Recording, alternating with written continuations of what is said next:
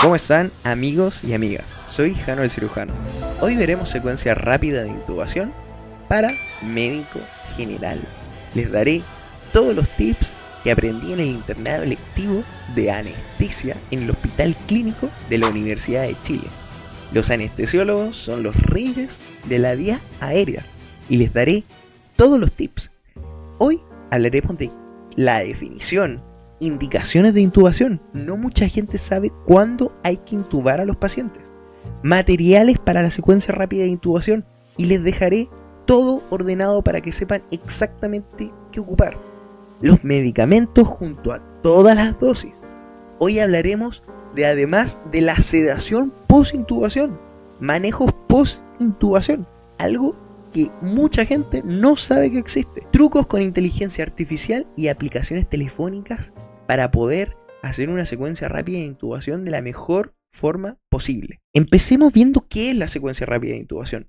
Es la administración de un agente hipnótico más un relajante neuromuscular que se dan al mismo tiempo. El objetivo es maximizar la probabilidad de una intubación exitosa y minimizar el riesgo de aspiración. Los pacientes que tienen una secuencia rápida de intubación por lo general son pacientes que tienen contenido alimenticio en el estómago. Ese contenido alimenticio se puede devolver por el esófago y llegar a la vía aérea. Y se puede aspirar, produciendo neumonía aspirativa. Nosotros queremos reducir el riesgo de que esto ocurra. El propósito de la secuencia rápida de intubación es facilitar el acceso de la vía aérea del paciente crítico, disminuyendo estas complicaciones y aumentando la tasa de éxito. Nosotros queremos tener éxito. Y para poder tener éxito, tienes que quedar viendo completamente este video. Porque aquí vamos a hablar de las indicaciones de intubación. Un trastorno de la ventilación. Por ejemplo, un paciente con una crisis asmática. Le dimos broncodilatadores. No funcionó. Lo estamos oxigenando. No funciona. Sigue respirando mal. Le damos sulfato de magnesio. No funciona. Intentamos con adrenalina. No funciona. Vemos que el paciente puede requerir intubación, ya que puede agotar su musculatura y puede dejar de ventilar. El trastorno de la oxigenación, un síndrome de distrés respiratorio refractario, un edema pulmonar agudo que no esté respondiendo al tratamiento. Aquí nosotros podemos intubar. La incapacidad de proteger la vía aérea. Nos llegó un paciente accidentado, un accidente en un auto, tuvo un trauma encefalocraniano, llegó en Glasgow 7 y no tiene reflejos de protección de la vía aérea. Puede aspirar, hay que intubar.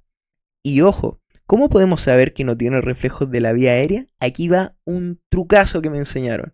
Nosotros le ponemos una cánula mayo al paciente. Si el paciente no vomita o no produce la arcada, es porque no tiene el reflejo de protección de la vía aérea y es indicación de intubar. Un paciente en shock séptico, que queremos que la respiración esté lo más controlada posible para que se gaste la menos cantidad de energía en la respiración, con el objetivo de llevarle todo el oxígeno a las partes que más lo necesitan, el cerebro y el corazón, no los pulmones. O anticiparnos, por ejemplo, un paciente que venga por un trauma con un arma blanca, un cuchillo en la región del cuello, en la región cervical, y que esté con la posibilidad de que al moverse esa arma se genere un daño en los vasos sanguíneos y esta sangre que sale de la región cervical pueda caer en la vía aérea. Entonces nosotros nos tenemos que anticipar a esto e intubarnos previamente. Anticipación. También hay contraindicaciones. Si el paciente tiene una obstrucción de las vías respiratorias superiores, por ejemplo un tumor, no podemos intubarlo. O si no podemos reconocer las estructuras faciales. En un trauma facial severo tampoco podemos intubarlo. La secuencia rápida de intubación tiene un montón de mnemotecnias para poder aprenderla y memorizarla de una forma más fácil. La primera son las 7 P que tenemos que conocer. Preparación, preoxigenación, optimización fisiológica. Todas estas P son las partes de la secuencia rápida de intubación. En ellas también se encuentra la parálisis con inducción, el posicionamiento con protección, poner el tubo y el manejo post-intubación. Y todo esto lo vamos a ir viendo en la presentación. Para la preparación necesitamos diferentes materiales. Aquí les dejo 2 mnemotecnias que ustedes pueden leer para poder recordar estos materiales. Stop Mind y Stop Me. Dentro de estos materiales necesitamos los tubos, el laringoscopio, el ambú, necesitamos máscara laringea, mascarilla de reservorio, necesitamos también monitorizadores, necesitamos para medir la presión arterial, para medir el oxígeno, un montón de cosas. Hay que entender que tenemos diferentes planes, planes A, plan B, plan C. ¿Por qué esto de los planes? Porque si es que nosotros no podemos intubar, que puede ser probable, para la mayoría de los médicos intubar es algo muy difícil porque no lo hacen frecuentemente. Entonces nosotros no solo tenemos que tener el plan A, que vendría a ser la intubación, con el laringo, el tubo, la cánula para poder oxigenar mejor y un buggy para poder ayudarnos a intubar, sino que además tenemos que estar preparados por si no podemos intubar. Lo más clásico es tener un videolaringoscopio que nos permite ver las cuerdas vocales con una cámara, una máscara laringea que nos va a salvar de una manera brutal. El problema de la máscara laringea es que no asegura una vía aérea, porque no vamos a introducir un tubo en la tráquea, pero sí nos va a poder ayudar a oxigenar el paciente por mientras que no lo podamos intubar. Tengan en cuenta esto. Los tubos tienen tamaños. En el caso del hombre generalmente es de 8 milímetros. En el caso de la mujer son 7 milímetros. En el caso del paciente niño pediátrico, el tamaño va a depender de la edad del paciente. Otro de los consejos que les puedo dar es que nosotros tenemos que inflar el CAF. Y para poder inflarlo, tenemos que ocupar una jeringa con 10 cc y con 10 cc basta para inflar el CAF y así mantener el tubo dentro de la tráquea de forma segura. La cánula orofaringea también tiene tamaño. Clásicamente el hombre tiene un tamaño de 4 y la mujer un tamaño de 3. La máscara laringea también tiene tamaños y que se los voy a dejar aquí para que ustedes los puedan leer. Tenemos que preoxigenar a los pacientes. ¿Por qué?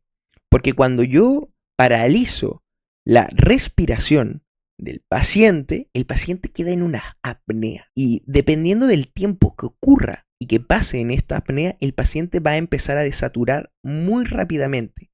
Va a quedarse sin oxígeno en el cuerpo.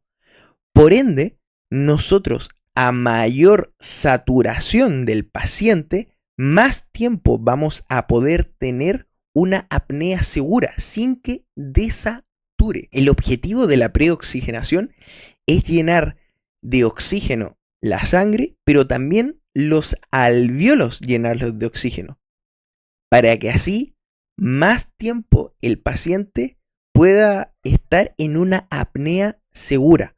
Para poder preoxigenarlo, lo podemos realizar de diferentes formas.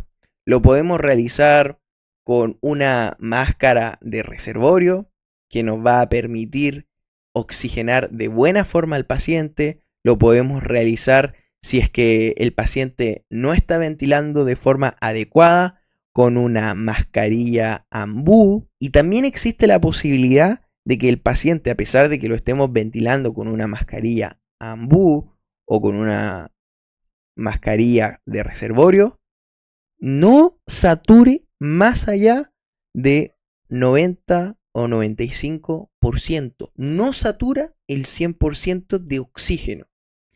Y aquí, uno de los grandes problemas es que podemos tener un shunt pulmonar.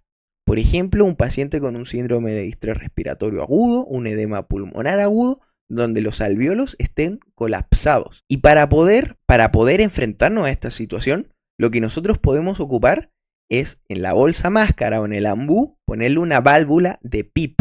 Esta válvula de PIP lo que va a permitir es abrir los alvéolos aumentando la presión expiratoria final, y esta presión expiratoria que está aumentada nos va a permitir mantener los alvéolos abiertos, que no colapsen, que le llegue oxígeno, haya intercambio de oxígeno y aumente la saturación de oxígeno.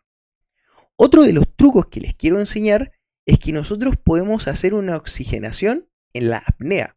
Cuando nosotros estemos intubando al paciente, podemos mantenerlo con una naricera. Y esta naricera, ponerla a 15 litros de oxígeno con el objetivo de que mientras el paciente esté en apnea, porque están paralizados su musculatura, aún así este oxígeno le llega a los alvéolos y difunda. No va a ventilar, pero sí va a difundir.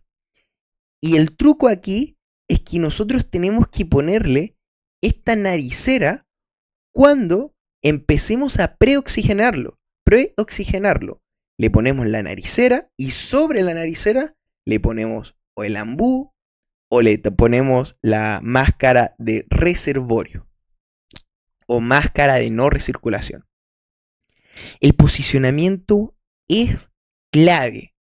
Hay que extender el cuello para alinear los ejes con el objetivo de que cuando nosotros intubemos podamos ver de buena forma la laringe con las cuerdas vocales. Si se dan cuenta, cuando está en esta posición no se ve de buena forma porque nosotros vamos a mirar de este sector, vamos a intentar mirar la laringe. En cambio, si lo ponemos en la posición de olfateo, sí se va a poder ver de buena forma la laringe.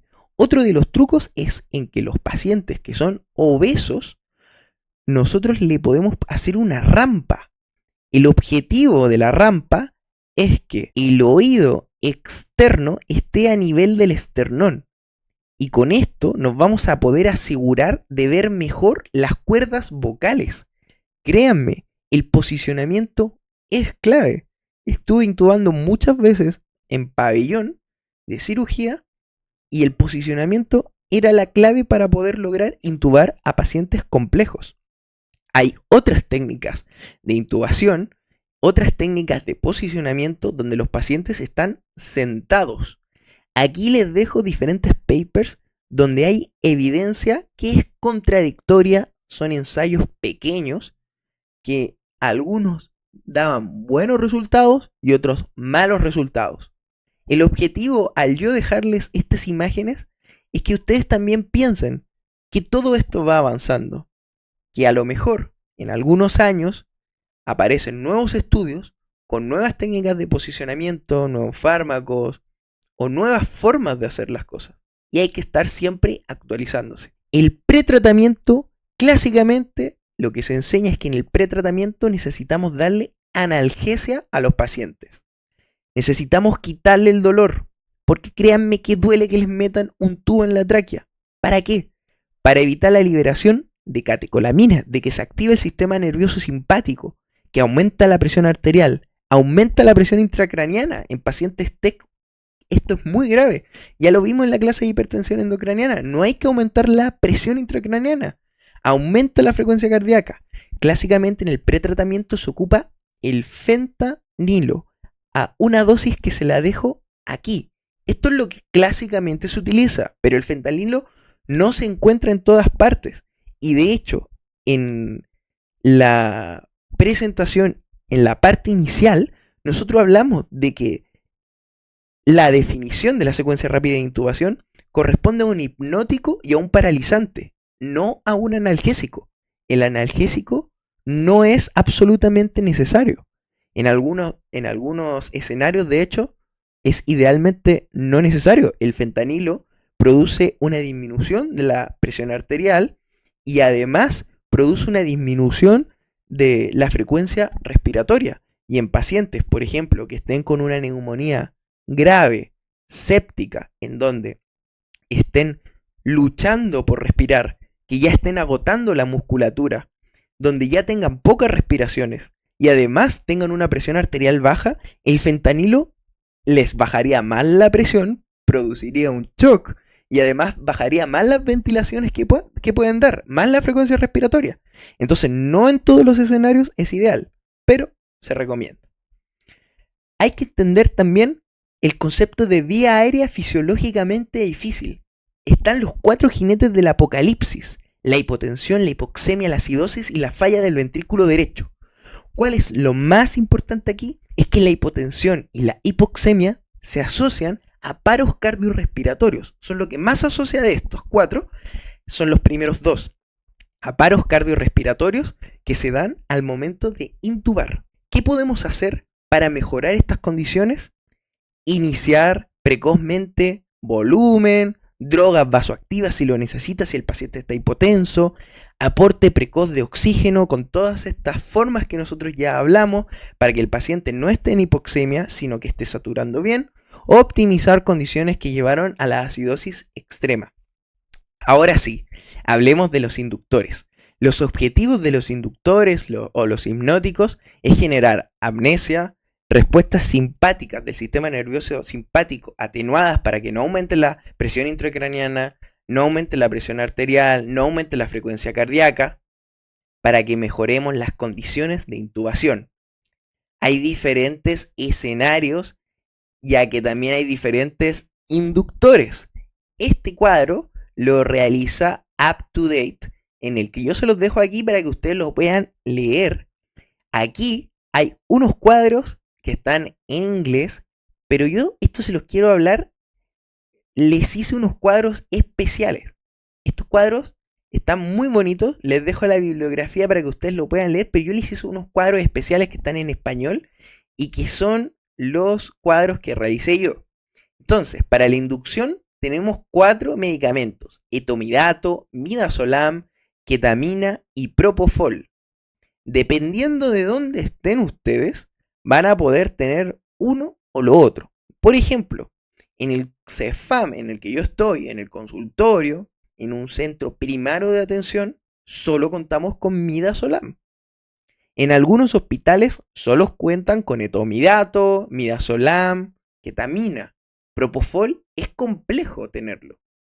Propofol se suele tener en centros hospitalarios más grandes. Por ende, hay que saber ocuparlos todos, en especial los que tenemos disponibles. El mecanismo de acción, todos son activadores GABAérgicos, excepto la ketamina, que inhibe NMDA, que está relacionado con el glutamato. Todo esto produce sedación. ¿Cuáles son hemodinámicamente estables? El etomidato, la ketamina, pero el propofol no. Clásicamente el propofol genera hipotensión. Y eso lo tienen que tener en cuenta, porque si es que tienen un paciente hipotenso, idealmente no le tienen que dar propofol. El midazolam también puede generar hipotensión, no tanto como el propofol. ¿Qué pasa con la presión intracraniana?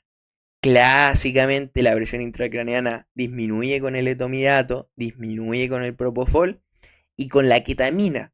No hay evidencia para utilizarla. La verdad es que los nuevos estudios no dicen que sube la presión intracraniana.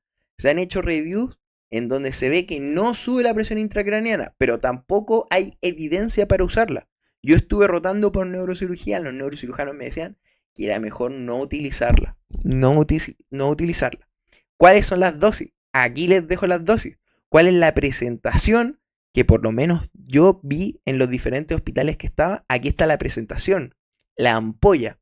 Y aquí hay un consejo. Apréndanse la dosis y apréndanse la presentación. Por ejemplo, el etomidato es 0.3 miligramos por kilo.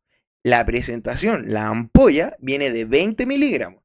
Un paciente de 70 kilos, 0.3 por 70, van a ser 21 miligramos, o sea, una ampolla. Si ustedes saben la ampolla, en vez de decir pásele en 21 miligramos, le pueden decir pásele una ampolla.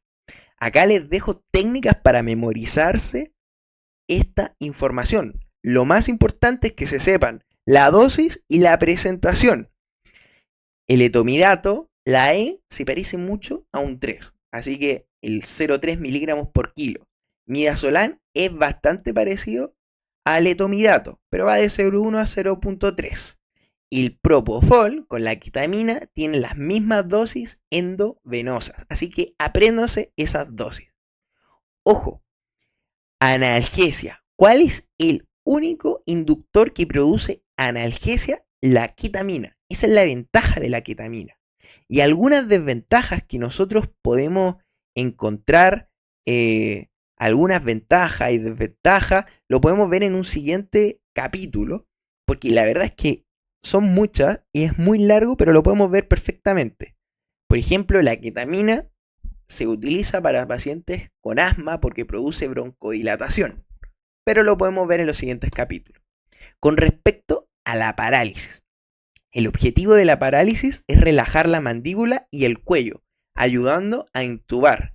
Previene regurgitación del contenido gástrico. Tenemos la succinilcolina y el rocuronio. Tienen diferentes mecanismos de acción, siendo uno un despolarizante y el otro no despolarizante de la unión neuromuscular. Respecto a las reacciones adversas, la succinilcolina produce hipertermia maligna, produce una hipercalemia, así que ojo con los pacientes que tengan riesgo de tener hipertermia maligna, porque ya la tuvieron o tienen antecedentes familiares de tener hipertermia maligna, o que tienen riesgo de tener potasio aumentado en la sangre. Pacientes, por ejemplo, con quemaduras, pacientes con rabdomiólisis, pacientes con convulsiones que producen destrucción de los músculos y que eso libera potasio a la sangre. La succinilcolina también puede producir más aumento del potasio. El rocuronio, lo malo es que tiene una parálisis prolongada. De hecho, dura aproximadamente unos 45-40 minutos. Y el problema de esto es que si nosotros no tenemos su antídoto, que es el Sugamadex, el paciente no va a ventilar en estos minutos. En cambio, la succinilcolina dura poco, 3-6 minutos. Eso es lo bueno de la succinilcolina. ¿Cuáles son las dosis? 1.5 miligramos por kilo endovenoso y el rocuronio 1.2. Apréndanse las ampollas. Por ejemplo, succinilcolina, que es lo más común que van a tener, paciente de 70 kilos. 70 kilos por 1.5 aprox da 100 miligramos, o sea, una ampolla. Otra de las claves que yo les voy a dejar es que en general los fármacos que se encuentran para situaciones de gravedad, como paro cardiorrespiratorio o secuencia rápida de intubación, las ampollas son la dosis. Usualmente es así, no pasa con todos los fármacos, pero ya hemos visto como la succinilcolina, en general, si el paciente pesa 70 kilos, 100 miligramos, o sea, una ampolla. En el etomidato, si el paciente pesa 70 kilos, 20 miligramos aproximadamente, una ampolla. Acá les dejo una mnemotecnia que yo ocupo para poder memorizarme. Yo al rocuronio le digo Ru2-eronio para poder aprender que es 12 de 1.2, y a la succinilcolina, en vez de escribirlo con la S, lo escribo con un 5, y en vez de ponerle una I le pongo un 1 para poder acordarme que es 1.5 la dosis. Respecto a la presión intracraniana, la succinilcolina la aumenta y el rocuronio no la afecta. A pesar de eso, en pacientes que tengan un trauma encefalocraniano con un riesgo de hipertensión endocraniana, igual la succinilcolina se ocupa. Y se ocupa harto porque como dura menos, nos va a permitir después hacerle un examen físico al paciente para poder evidenciar si es que tiene alguna lesión neurológica. Además, a pesar de que haya un aumento de la presión intracraniana, la verdad es que igual se puede utilizar según los estudios. Un truco que les voy a dejar que ocupé con ChatGPT es que en su carro de paro o donde ustedes realicen la secuencia rápida de intubación, en su REA, en su sala donde se realice la secuencia rápida de intubación, en vez de tener que aprenderse las dosis, ustedes las dejen por escrito. Así no tienen que pensar. En estas situaciones de gravedad, ustedes no tienen que pensar, tienen que tratar de actuar sin tener que hacer cálculos. Por ende, pueden dejarlas por escrito. Esto pasa en algunos hospitales donde están escritas las dosis. Si no están en sus hospitales, si no están en sus consultorios, ustedes pueden realizarlo. ¿Y cómo? Con ChatGPT, en donde yo les dije, hazme una tabla con las dosis de etomidato de 0.3 miligramos por kilo de un paciente desde los 50 a los 100 kilogramos que vaya de 2 kilogramos. Y me hizo esta tabla que ustedes pueden pegar y pueden hacer su propia tabla con los medicamentos que cuenten. Otro de los problemas que ocurre es que nadie se acuerda qué hay que hacer después de una secuencia rápida de intubación. En este estudio, que tiene no tantos pacientes, unos 200 pacientes, después de la intubación, si se dan cuenta, el tiempo para generar sedación en los pacientes, para darle sedación, A los que tenían rocuronio fue de 27 minutos y a los que tenían succinilcolina fue de 15 minutos. Ustedes tienen que entender que el paciente, cuando se le vaya la sedación, que aprox dura 10 minutos, aprox, si el paciente queda paralizado, por ejemplo con rocuronio, que puede durar 40 minutos perfectamente, si queda paralizado, el paciente va a despertar, va a sentir dolor, pero no va a poder comunicarlo, porque está paralizado, no se puede mover, y de hecho eso hace que las personas no se den cuenta de que el paciente tiene dolor, que está sufriendo porque tiene un tubo metido en la tráquea y está en una situación muy grave, en una situación que es muy incómoda, en una situación muy extraña también para cualquier persona. Entonces hay que ayudar al paciente disminuyéndole el dolor con analgesia y además dándole sedación. Esta pseudoanalgesia se puede realizar con fentanilo o morfina para la analgesia y con un hipnótico. En el caso del hipnótico, midazolam o propofol. Lo que más tienen los hospitales, estoy hablando en general, porque los hospitales más grandes van a tener propofol, fentanilo, y obviamente si están en un país primer mundo van a poder tener todo, pero en hospitales más pequeños tenemos morfina y midazolam, la pseudoanalgesia de los pobres. ¿Cómo realizamos esta pseudoanalgesia? Tenemos unas dosis que van de 0 a 30 gamma kilo hora y midazolam 30 a 120 gamma kilo hora. Entonces, ¿qué hacemos? Tenemos 250 cc de cero fisiológico y lo mezclamos con 30 miligramos de midazolam y 30 miligramos de morfina. Y tenemos que calcular esta dosis. ¿Cómo vamos a calcular la dosis? Aquí ustedes pueden ocupar Super Infusion Calculator o MedCalX Super Infusion Calculator para Android y MedCalX. Esto lo pueden ocupar en caso de que tengan iOS. Entonces, ¿qué hacen? En Super Infusion Calculator ponen el peso del paciente, 70 kilos, el total de la droga que le voy a dar, en este caso son 30 miligramos porque tenemos que hablar de una sola droga, y el volumen, 250 ml. Entonces yo lo quiero dejar a 30 gamma kilo hora y me dice que tengo que pasar esta infusión a 17.5 ml hora. La infusión que creé con los 250 cc de suero fisiológico. Eso, ténganlo en cuenta. El objetivo de esta sedación es mantener al paciente tranquilo, alerta, pero calmo. El objetivo idealmente es tenerlo en un RAS 0. ¿Qué es esto del RAS? Es una escala que nos permite ver cuán sedado o no está el paciente. El objetivo es mantenerlo calmo o alerta, o sea, un RAS 0.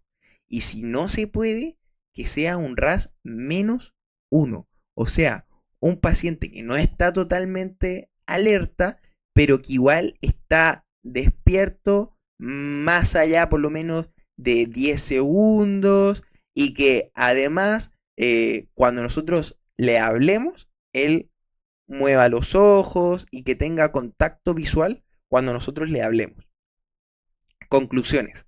El manejo completo de la secuencia rápida de intubación salva vidas, no solo la intubación, el conocimiento farmacológico y recuerden, lo más importante de fármacos, no mecanismos de acción, sino lo más importante es el que tengan, apréndanse su presentación y su dosis.